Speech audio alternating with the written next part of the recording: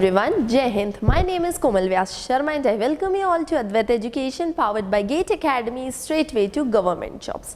जहाँ तक बात गवर्नमेंट जॉब की है तो वो सिर्फ आपको हार्ड वर्क से नहीं मिलेगा, कहीं ना कहीं आपको थोड़ा सा सिस्टमैटिक वे से और बहुत ही स्मार्ट वे से तैयारी करने की ज़रूरत है। और आपके इसी ही स्मार्ट वे को और ज़्यादा इन्हांस करने के लिए, आपको की और ज़्यादा हेल्प करने के लिए हम एक नई लेक्चर सीरीज़ आप लोगों के लिए लेकर आए हैं, that is on Indian constitution, Hindi में कहते हैं भारतीय संविधान। ये सब्जेक्ट बहुत ही इम्पॉर्टेंट हो जाता है वो हर एग्ज़ाम के लिए जो कि आप देना चाहते हैं गवर्नमेंट की, सिवाय बैंकिंग के, बिकॉज बैंकिंग में इंडियन कॉन्स्टिट्यूशन नहीं पूछा जाता। लेकिन मैक्सिमम इसके अलावा जितनी भी आप गवर्नमेंट एग्जाम्स दे दो, चाहे वो एसएससी हो, रेलवेज हो, पीएससी या फिर यूपीएससी, तो उसमें बहुत ज़्यादा इंडियन कॉन्स्टिट्यूशन का वेटेज होता है। तो चलिए सबसे पहले मैं आपको एक एनालिसिस बता देती हूँ कि कौन कौन से गवर्नमेंट जॉब्स हैं जिनकी तैयारी आपको करनी चाहिए, जिसके लिए इंडियन कॉन्स्टिट्यूशन बहुत ज़्यादा महत्वपूर्ण हो जाता है। तो देखिए सबसे पहले रेलवेज, अगर मैं रेलवे की बात करूं तो रेलवे में हमारी 3 एग्जाम्स होती है, दैट इज़ पहली है हमारी जूनियर इंजीनियर की, एक होती है एनटीपीसी और एक होती है लोको पायलट की। जिसमें जूनियर इंजीनियर की जो एग्ज़ाम है ये आपके बीटेक के स्टूडेंट्स जो है सिर्फ वही ऑप्ट कर सकते हैं। ओके, रीज़न इसमें आता है आपका टेक्निकल पोर्शन पूछा जाता है जो कि इंजीनियरिंग के सब्जेक्ट्स होते हैं, ठीक है। अब लेकिन ये तीनों एग्जाम में जो कॉमन चीज़ होएगी, जो इन तीनों एग्जाम के लिए आपको कॉमनली पढ़ना है, वो है हमारा जीएस, जिसे कहते हैं जनरल स्टडीज़, ठीक है। अभी इस जनरल स्टडीज़ के अंदर में बहुत सारे डिफरेंट सब्जेक्ट्स होते हैं जिनके साथ हम डील करते हैं, और उन्हीं डिफरेंट सब्जेक्ट में एक बहुत ही इंपॉर्टेंट सब्जेक्ट हमारा हो जाता है भारतीय संविधान। तो कौन कौन से सब्जेक्ट्स हैं पहले तो हम उसको देखेंगे, उसके बाद में विल सी कि वो कौन कौन से सब्जेक्ट हैं जिससे मैं डील करूँगी। तो सबसे पहले हम किसको देखेंगे, इंडियन कॉन्स्टिट्यूशन को, और जो दूसरा सब्जेक्ट है जिससे मैं डील करने वाली हूँ वो है हिस्ट्री, इंडियन हिस्ट्री। तो चलिए आज ये कंसाइसली इंडियन कॉन्स्टिट्यूशन का लेक्चर है, इसलिए मैं यहाँ पे सिर्फ इंडियन कॉन्स्टिट्यूशन की ही बात करूँगी, ठीक है। तो ये चीज़ आपको समझ में आई कि अगर आप रेलवेज की तैयारी कर रहे हो, ठीक है, तो आपके लिए जीएस बहुत इंपॉर्टेंट हो जाता है, और जीएस को और ज़्यादा आपको क्लियर करना है जीएस, उसके लिए आपको इंडियन कॉन्स्टिट्यूशन पढ़ने की ज़रूरत है। ओके, चलिए इसके बाद में आफ्टर रेलवेज अगर मैं बात करूँ तो एसएससी। अब देखिए एसएससी में जो पेपर होते हैं वो होता है एक जूनियर इंजीनियर का पेपर होता है, एक होता है GD, CPO, CHSL, CGL, MTS and steno. Okay, तो ये जो 7 पेपर्स होते हैं ये आपका एसएससी कंडक्ट कराता है। इसमें जो जूनियर इंजीनियर का पेपर है आपका, ठीक है, द सेम स्टोरी कि जूनियर इंजीनियर के पेपर को कौन दे सकते हैं, जो बीटेक वाले हैं, बिकॉज इसमें आपका टेक्निकल पूछता है। लेकिन इसके अलावा बाकी जितने भी एग्जाम्स हैं ये सब नॉन टेक्निकल स्टूडेंट्स भी अप्लाई कर सकते हैं। ओके, इसमें से कुछ एग्जाम्स जो हैं वो अंडर ग्रेजुएट वालों के लिए है, हायर सेकेंडरी जो पास आउट होते हैं उनके लिए, और इसमें से सपोज सीजीएल जो एग्ज़ाम है ये उन लोगों के लिए है जो ग्रेजुएट लेवल पे होते हैं, ठीक है। तो हर किसी के लिए कोई ना कोई एग्ज़ाम यहाँ पे बनी हुई है। अगेन द सेम थिंग कि हर एग्ज़ाम में जो एक कॉमन पेपर होता है वो कॉमन पेपर कौन सा होगा आपका, जीएस का। अगेन जीएस में कॉमन पेपर क्या हो गया, आपके जो भी सब्जेक्ट्स हैं वो कॉमन हो गए, उसमें होगा हमारा एक इंडियन कॉन्स्टिट्यूशन। तो इन शॉर्ट आपको इंडियन कॉन्स्टिट्यूशन पढ़ने की ज़रूरत है, उसे आपको पढ़ना ही पड़ेगा, और काफ़ी वेटेज रखता भी है इंडियन कॉन्स्टिट्यूशन।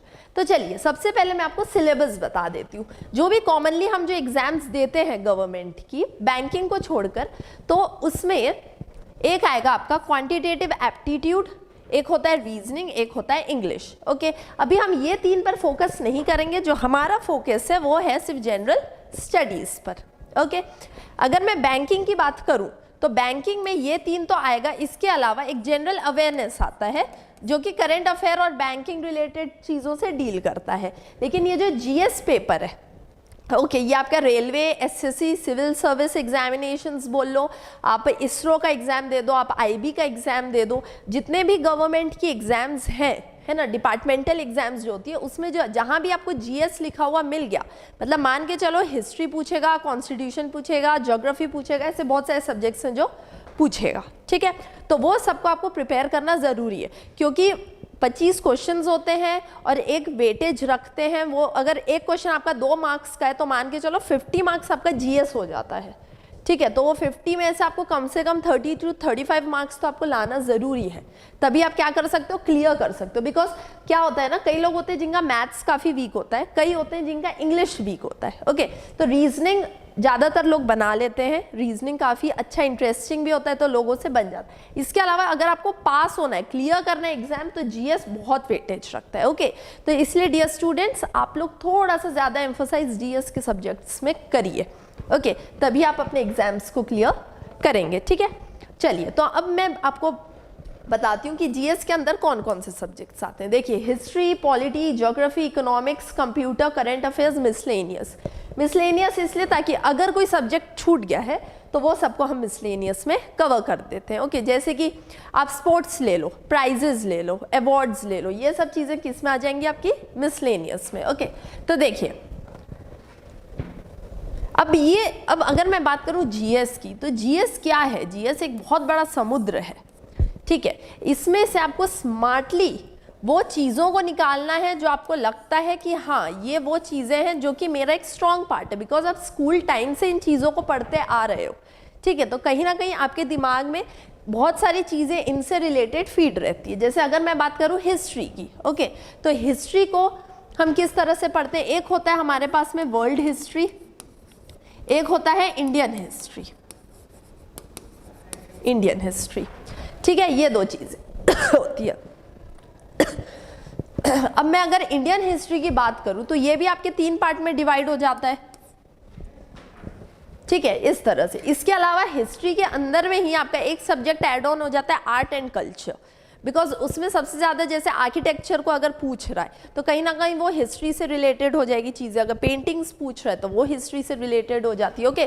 तो आर्ट एंड कल्चर भी बोलना चाहिए, इसका एक इलैबोरेटिव पार्ट हो जाता है, आर्ट एंड कल्चर। इसके साथ भी हम डील करेंगे लेटर ऑन, ठीक है। अब आप पॉलिटी की बात करो तो पॉलिटी के अंदर में हमें जो एम्फोसाइज करना है वो करना है कॉन्स्टिट्यूशन के ऊपर। जो हमारा इंडियन कॉन्स्टिट्यूशन है, जो हमारा संविधान है, वो किताब जो क्या है, एक रूल बुक है, जो कि रूल जिसके हेल्प से हम क्या करते हैं, हमारी कंट्री को रूल करते हैं, ओके। तो इसलिए हम यहाँ पे एम्फोसाइज करेंगे पॉलिटी पे, कैसे पढ़ना है, क्या पढ़ना है, क्या ट्रिक्स है, ये सब मैं आपको बताऊंगी। बहुत आराम से, आसानी से आप पॉलिटी को पढ़ सकते हैं मेरी हर लेक्चर में। ये हर एग्जाम के लिए आपके लिए फ्रूटफुल रहेगी, ओके।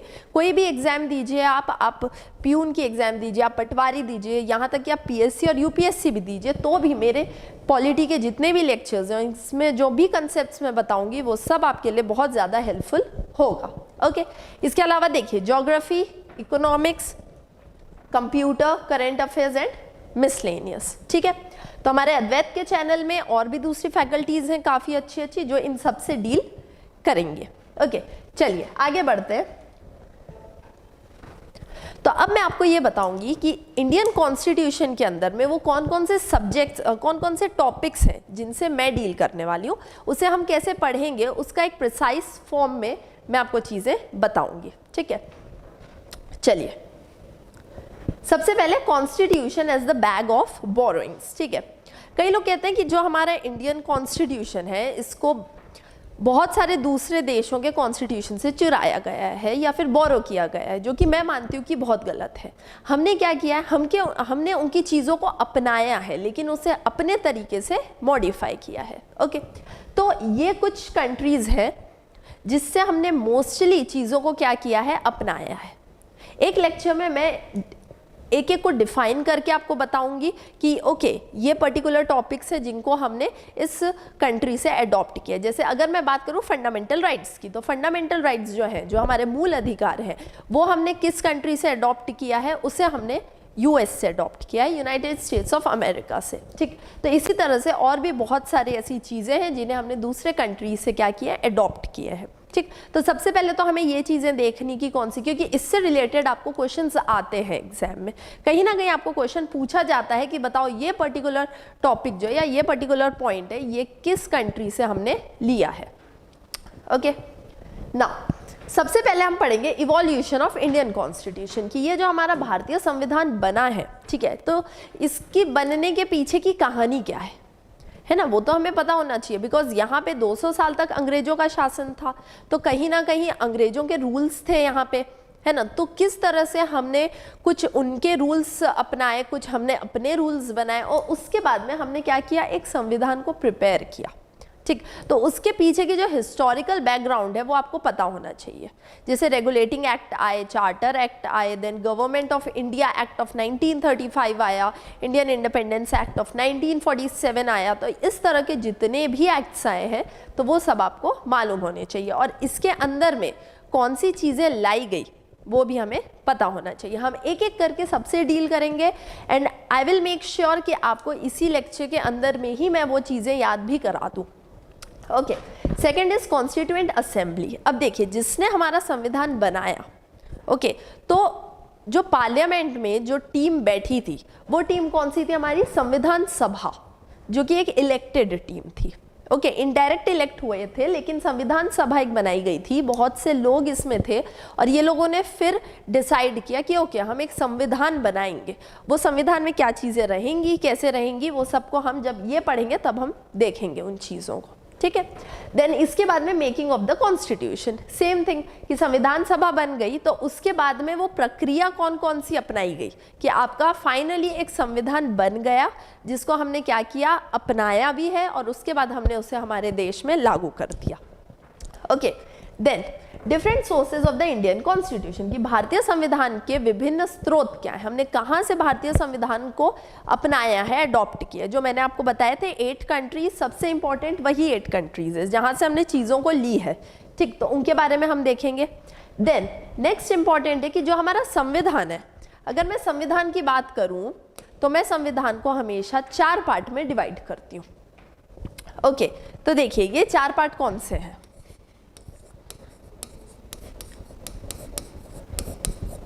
मैं अपने कॉन्स्टिट्यूशन को हमेशा 4 पार्ट में डिवाइड करूंगी।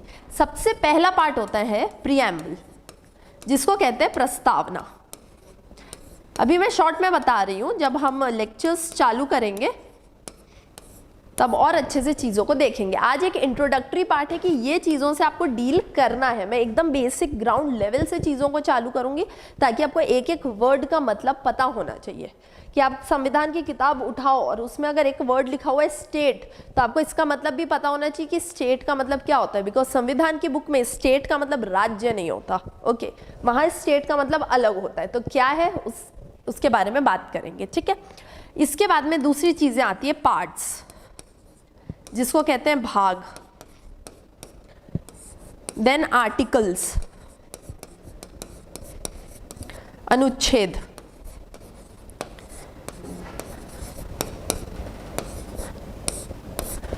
और चौथा होगा आपका शेड्यूल्स,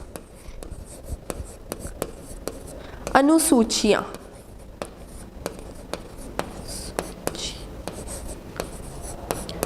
ओके, तो ये देखिए 4 हो गए अलग अलग डिफरेंट टॉपिक्स, ठीक। तो इनके बारे में हमें पढ़ना है। ओके, हम देखेंगे कि हमारे संविधान में कितने भाग हैं, कितने आर्टिकल्स हैं, कौन कौन से आर्टिकल्स हैं, और हर आर्टिकल को हमको याद नहीं करना है। उसमें से कुछ ही इंपॉर्टेंट आर्टिकल्स हैं जिनको आपको याद करके रखना है। हमारे संविधान में एक प्रीएम्बल है जिसको प्रस्तावना कहते हैं, ठीक है, उद्देशिका भी कहते हैं इसको। तो वो क्या है उसको हम देखेंगे। हमारे आर्टिकल में 12 शेड्यूल्स है, अनुसूचियां, ये क्या होती है इन्हें देखना है, ठीक है। तो इस तरह से हम स्टेप बाय स्टेप आगे बढ़ेंगे। तो संविधान बना कैसे, उसके पीछे की कहानी क्या थी बनने की, पहले तो वो, फिर संविधान सभा आई जिसने ये तय किया कि ओके अब एक संविधान बनेगा। फिर संविधान बनने की जो प्रक्रिया है उसको हम देखेंगे, ठीक है। कहाँ कहाँ से हमने संविधान की चीज़ों को अपनाया है वो हमने देखा, और उसके बाद में कि संविधान के अंदर में क्या चीज़ें हैं ये हमें पता होनी चाहिए, ठीक है। चलिए आगे बढ़ते हैं।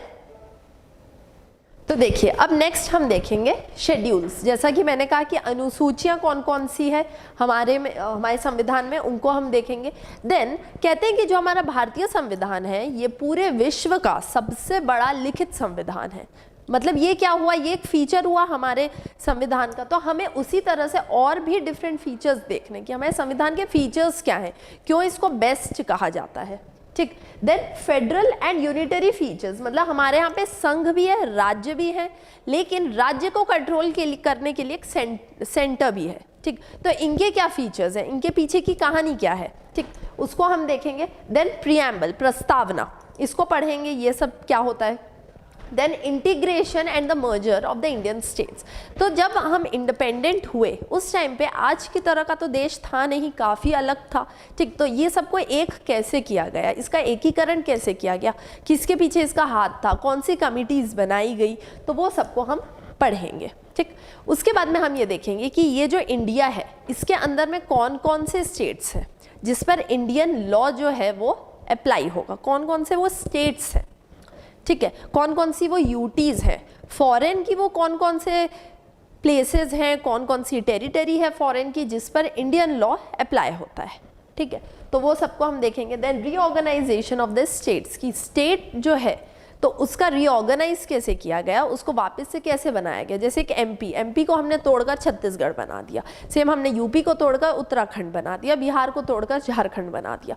तो इसके पीछे के रूल्स क्या है, क्या इस किसी भी तरह से हम तोड़ सकते हैं या किसी भी राज्य को, नहीं, पार्लियामेंट की ही इजाज़त के बाद में ही ये चीज़ हो सकती है। तो वो सब के क्या रूल्स हैं, कैसे वो वर्क करता है, वो सबको देखेंगे। बहुत ही मज़ा आने वाला है इस लेक्चर में। ठीक है, देन सिटीजनशिप, नागरिकता, कि इस देश में रहने के लिए क्या रूल्स हैं। ठीक है, वो कौन लोग हैं जिन्हें इस देश की नागरिकता मिल सकती है, वो भी हमें पता होना चाहिए, बिकॉज हम इस देश के नागरिक हैं। देन हमारे मूल अधिकार क्या है, मौलिक अधिकार जिसको इंग्लिश में कहते हैं फंडामेंटल राइट्स क्या है हमारे, वो हमें पता होना चाहिए। रिट्स क्या होते हैं और इन्हें कौन जारी करता है, क्यों जारी करता है, वो हम देखेंगे। डीपीएसपीस क्या होती है, DPS directive principles of state policy, राज्य नीति के निर्देशक तत्व। इनसे ऐसे बहुत से ऐसे डायरेक्शन हैं जो हमने गवर्नमेंट को देकर रखा है कि इस तरह से आप क्या करो, अपने लॉज बनाओ, अपने राज्य के लिए कुछ प्रिंसिपल्स, बेसिक प्रिंसिपल्स को दिमाग में रख कर आपको कुछ लॉज बनाने हैं। ठीक, तो वो सबको हम डीपीएसपीस में पढ़ते हैं। देन हमें जब मौलिक अधिकार मिले तो हम ऑब्वियसली हमारे कुछ कर्तव्य भी होंगे, तो वो कर्तव्य क्या है उनको हम पढ़ेंगे। Then procedure for amending of the constitution. Okay, अब ये जो संविधान है, जो इंडिपेंडेंस के साथ में जो संविधान हमें मिला था, क्या आज भी ये वही संविधान है? नहीं, इसमें बहुत सारे संशोधन किए गए, बहुत सारे चेंजेस किए गए। तो वो चेंजेस क्या है हमें वो भी देखना है। आज तक कितने चेंजेस हो चुके हैं उनको हम देखेंगे। ठीक, कौन कौन से और कौन से इंपॉर्टेंट है, बिकॉज कई बार कॉन्स्टिट्यूशनल अमेंडमेंट एक्ट्स को पूछता है। ओके, ये भी कई बार एग्जाम में पूछा जाता है। डिपेंड करता है कि करंट अफेयर के हिसाब से चीज़ों को पूछ देगा। जैसे जब जीएसटी लाया गया तो वो भी एक संविधान संशोधन के तहत आया, जीएसटी है ना। तो जब जीएसटी आया था 2017-18 के टाइम पर जब लागू किया गया, तो उस टाइम के लिए ये बहुत इंपॉर्टेंट क्वेश्चन हो गया था कि किस संशोधन के तहत हमने जीएसटी को लागू किया है। Okay, then important constitutional amendment acts, वही चीज़ें जो मैंने बताया, कौन से इंपॉर्टेंट एक्ट है उन्हें हम देखेंगे। Then executives of the union. अब देखिए, इस देश को आप दो पार्ट में डिवाइड कर सकते हो, एक होता है राज्य, एक होता है केंद्र। ओके, केंद्र मतलब सेंटर, राज्य मतलब स्टेट। तो कोई भी लॉ है तो उसको अगर इम्प्लीमेंट करना है या कुछ भी चीज़ें बनाना है तो सेंटर अपना अलग तरीका अपनाती है, राज्य अपना अलग तरीका अपनाता है। तो इसलिए हमने हेड्स भी अलग अलग रखे हैं। अगर मैं राज्य की बात करूँ तो राज्य में सबसे बड़ा हेड कौन होता है? राज्यपाल। सेम अगर मैं सेंटर की बात करूँ तो सेंटर में सबसे बड़ा कौन होता है? प्रेसिडेंट। ठीक है, तो इस तरह से आपको चीज़ों को याद करनी होती है। तो अगर मैं पहले यूनियन की बात करूं, बिकॉज यूनियन बड़ा है तो हम एज ए यूनियन पहले बात करेंगे। ठीक है, तो यूनियन की अगर आप बात करो तो जैसे सबसे ऊपर में हम पढ़ते हैं प्रेसिडेंट के बारे में, राष्ट्रपति के बारे में पढ़ेंगे, फिर हम उपराष्ट्रपति के बारे में पढ़ेंगे, फिर हम प्रधानमंत्री, काउंसिल ऑफ मिनिस्टर्स, मंत्री परिषद और अटॉर्नी जनरल ऑफ इंडिया, महान्यायवादी। ये लोग कौन है, इनकी पावर्स क्या होती है, कौन से आर्टिकल के अंदर में ये आते हैं, ये हमें को देखना है। देन अगर ये ओथ लेते हैं, शपथ जब ये ग्रहण करते हैं तो इन्हें शपथ दिलाता कौन है, ये चौथी चीज़। देन अगर इन्हें रिजाइन करना है, ठीक है, अपने पद से इस्तीफा देना है, तो ये अपने पद के इस्तीफे को किसे सौंपेंगे उसको हमको देखना है। अगर मुझे किसी को किसी के पद से हटाना है सामने वाला नहीं चाहता हटना, लेकिन हमें हटाना है ड्यू टू करप्शन और एनीथिंग, ठीक है। तो उसके लिए क्या रूल्स हैं, किस तरह से प्रोसीजर होगी पार्लियामेंट में, तो वो सबको हम यहाँ पे पढ़ेंगे, ठीक है। किसके अंदर में, एग्जीक्यूटिव्स ऑफ द यूनियन में। सेम इसी तरह से आता है हमारा एक एग्जीक्यूटिव ऑफ द स्टेट, उसको भी देखेंगे। तो देखिए हमने महान्यायवादी तक पढ़ लिया था, उसके बाद में भारत का नियंत्रक महालेखा परीक्षक, जिसको कैग कहते हैं इंग्लिश में, ओके। तो ये भी आपके कौन होते हैं, सेंटर इनको क्या करता है, अपॉइंट करता है, ठीक है, इनके बारे में। अब इसके बाद में हम पढ़ेंगे सबसे इंपॉर्टेंट पार्लियामेंट, ओके। संसद क्या है, कितने हाउसेज होते हैं, कौन से बिल हैं जो कि हम संसद में पास करते हैं। तो अगर कोई बिल है पर्टिकुलर, तो वो लोकसभा में पहले पारित होगा कि राज्यसभा में पहले होगा। जैसे कि मनी बिल पहले कहाँ आता है, लोकसभा में आता है, राज्यसभा में नहीं जाता पहले वो। तो इस तरह से बहुत सारी चीज़ें जो हम पार्लियामेंट ऑफ इंडिया के अंदर में देखेंगे। देन पार्लियामेंट्री टर्म्स, लोकसभा का स्पीकर कौन है, राज्यसभा का चेयरमैन कौन है। वर्ड आया समझ में, मैंने स्पीकर अलग बोला, चेयरमैन अलग बोला, ठीक है। तो ये टर्म्स होते हैं, पार्लियामेंट्री टर्म्स होते हैं, जिनको आपको उन्हीं के ही वर्ड में याद करना होता है, ठीक। देन सुप्रीम कोर्ट, फिर से वही चीज़ मैंने कहा, केंद्र में अगर आप बात करो तो वहाँ पे सबसे उच्च न्यायालय क्या हो जाएगा, हमारा सुप्रीम कोर्ट, ठीक है। सेम मैं राज्य की बात करूँ तो सबसे क्या हो जाएगा ऊंचे में, हाई कोर्ट, ठीक है। तो ऑब्वियसली आपको जुडिशरी के बारे में पता होना है, कानून के बारे में पता होना है, तो आपको सुप्रीम कोर्ट और हाई कोर्ट के बारे में भी पता होना चाहिए। देन अब सेंटर और स्टेट के बीच का रिलेशन कैसा है, ठीक है। हमारे यहाँ राज्य हैं बहुत सारे और एक सेंटर है, तो अगर पैसे का कुछ बंटवारा हो रहा है तो वो कैसे होगा, कोई पावर्स का बंटवारा हो रहा है तो वो कैसे होगा, इनके बीच का रिश्ता कैसा है, उसको हम पढ़ेंगे। इसके बाद में देखेंगे कि एग्जीक्यूटिव ऑफ द स्टेट, जैसा कि मैंने बताया इसके पहले हमने क्या देखा, यूनियन का, है ना। तो केंद्र में जैसे president, vice president, prime minister, ऐसा पढ़ा। तो सेम अगर मैं स्टेट की बात करूँ, एक राज्य की बात करूँ, तो कौन आ जाएगा, राज्यपाल। उसके बाद में कोई उपराज्यपाल तो होगा नहीं, उसके नीचे आ जाते हैं हमारे चीफ मिनिस्टर आ जाते हैं। देन उसके बाद काउंसिल, मंत्री परिषद आ जाएंगे, ठीक है। तो वो सबको हम एग्जीक्यूटिव ऑफ द स्टेट के अंदर में पढ़ेंगे। अब स्टेट इतना बड़ा है, अब उसके अंदर में जो लोकल बॉडीज़ हैं, लोकल जो गांव बोल दो आप, जनपद पंचायत कह लो, ज़िला पंचायत कह लो, तो ये सबको भी कंट्रोल करने के लिए एक अथॉरिटीज़ होती है। तो ये क्या होती है, पंचायती राज, ओके। तो पंचायती राज और म्यूनिसिपैलिटीज़ के अंदर में हम इनसे डील करते हैं कि एक बड़े राज्य के बाद में जो छोटे छोटे डिस्ट्रिक्ट हैं, ज़िले हैं, अगर हमें उन्हें कंट्रोल करना है, ठीक है, तो वहाँ की अथॉरिटीज़ के बारे में भी आपको पढ़ने की ज़रूरत है। जब पंचायती राज काफ़ी इंपॉर्टेंट होता है। इंटर स्टेट रिलेशंस, अभी दो राज्य हैं, इनके बीच के रिश्ते कैसे हैं, ठीक है। वो कौन से डिस्प्यूट है जो इनके बीच में चल रहे हैं, जैसे कि सबसे ज़्यादा नदी के डिस्प्यूट चलते हैं, महानदी डिस्प्यूट बोल लो आप, कावेरी नदी का डिस्प्यूट बोल लीजिए, जो जनरली स्टेट्स के बीच में चलते हैं, ठीक है। तो वो सब के लिए हमें पढ़ना होगा कि इनके बीच का रिश्ता कैसा है, रिलेशंस कैसे हैं। Then NITI Aayog, planning commission को हटाकर नीति आयोग फॉर्म किया गया, ओके। तो इसके काम क्या है, स्पेसिफिकली सिर्फ नीति आयोग को नहीं पढ़ना है, इसमें बहुत सारी डिफरेंट कमिटीज़ बनी है इस तरह की, तो ये सबको हम पढ़ेंगे। ये मैंने एक एग्जाम्पल के तौर में बताया कि इसको भी पढ़ना है, ठीक। देन नेशनल डेवलपमेंट काउंसिल क्या होता है, नेशनल इंटीग्रेशन काउंसिल्स क्या होते हैं, इनको देखेंगे। फाइनेंस कमीशन, वित्त आयोग क्या है, इसके पावर्स क्या है, इनका काम क्या है, उसको हम देखेंगे।